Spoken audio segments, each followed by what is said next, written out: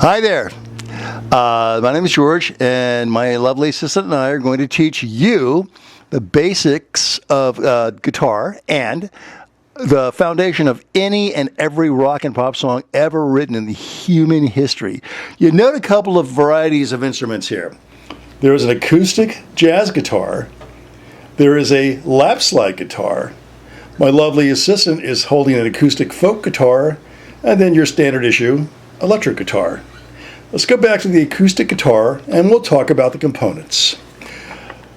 The overall largest part is the body. That's right. And the middle of that, in the case of this particular guitar, is the hole. That's where the sound comes out of.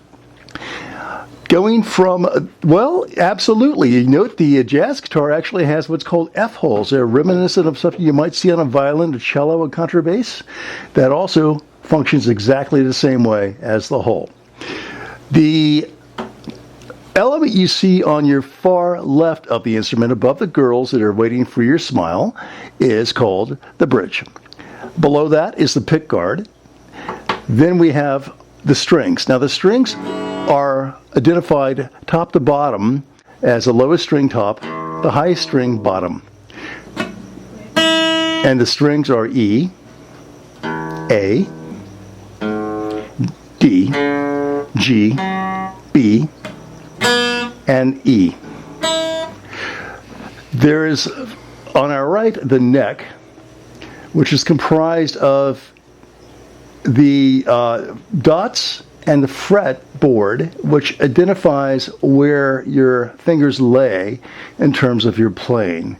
In this case, if you look at the chromatic scale in the Western tuning system, we have an open E string.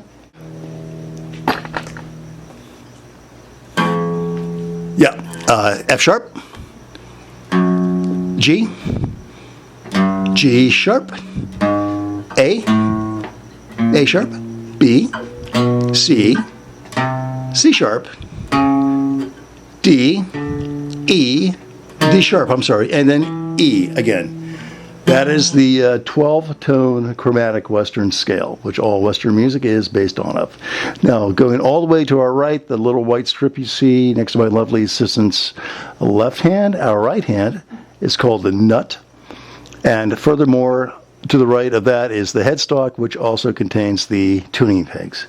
Now, let's get down to some rock and roll. We're going to learn two chords today. The E chord, E major chord, and the A major chord. The A major chord is going to be a bridge chord. It's a little more complicated than a straightforward chord. We'll talk about that later. The E chord is a straightforward E major chord. So, if my lovely assistant will demonstrate.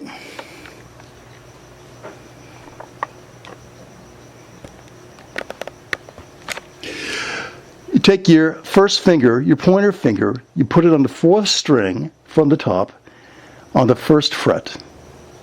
You take your next finger, you put it on the second fret of the second string. You take your ring finger, put it on the second fret of the third string, and now strum the strings.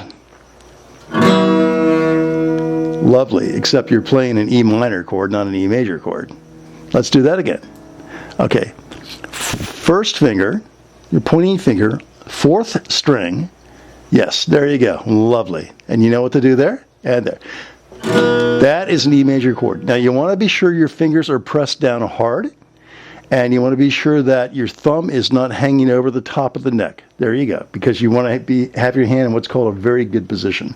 Now, in order to form a bridged A chord, A major chord, simply flatten your fingers. Lay them down all the way across the strings. So you're stopping all of the strings. So you flatten all of your fingers. You can keep the first finger down or you can lift it up. Yes, that's it. That's an A chord. Let's go back to the A chord. Again, the A chord. Flatten it and press down hard. I know it hurts because you don't have calluses yet. The more you practice your guitar, the more your calluses build up and the easier this becomes. Now keep going A to E. A, E, A, E, A, E, A, E, A,